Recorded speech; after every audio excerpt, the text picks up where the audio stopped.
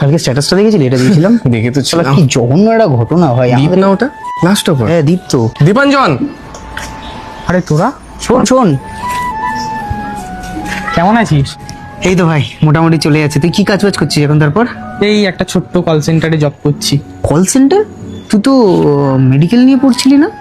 Medical line নিয়ে পড়ছিলাম, তারপরে কোথাও চান্স পেলাম না, আর বাবাও এখন রিটায়ার হয়ে গেছে। কি করব বুঝতে পারছি না, তাই ওই 7,000 টাকারই একটা ছোট্ট কল সেন্টারে জব করছি। হ্যাঁ। তো বল, তোরা কি করছিস? আমি বাবার বিজনেসটাই সামলাচ্ছি। আর স্বরূপ তুই? স্বরূপ স্বরূপ এখন ব্যাংকের ম্যানেজার পোস্টে আছে।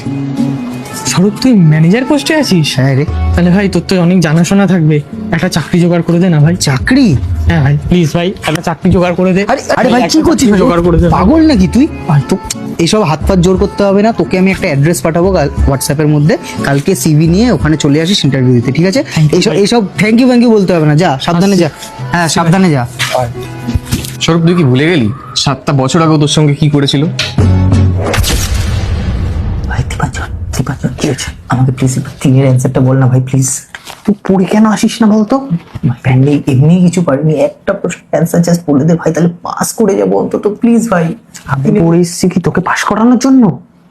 যা তো যা এখান থেকে। টাইম আপ, খাতা জমা দাও। ওর জন্য তোর একটা বছর নষ্ট হয়েছে, আর তুই ওকে সাহায্য করবি, ওকে চাকরি দিতে সাহায্য করবি? আমার কাছে শিক্ষার ডেফিনেশন মানে বিপদের সময় মানুষের পাশে মানুষের দাঁড়ানো। ও আমাকে কত বছর আগে হেল্প করেনি বলে আমার একটা বছর নষ্ট হয়েছে, তা আজকে আমি ওর লাইফে হেল্প করবো না? তাহলে ওর আর আমার মধ্যে পার্থক্যটা কি রইল? এটাই আমার কাছে শিক্ষার ডেফিনেশন। তোমার মতো বন্ধু পাওয়া আর ভাগ্যের ব্যাপার। ঠিক আছে, আজকের বিয়ারটা তো তোমার তরফ থেকে।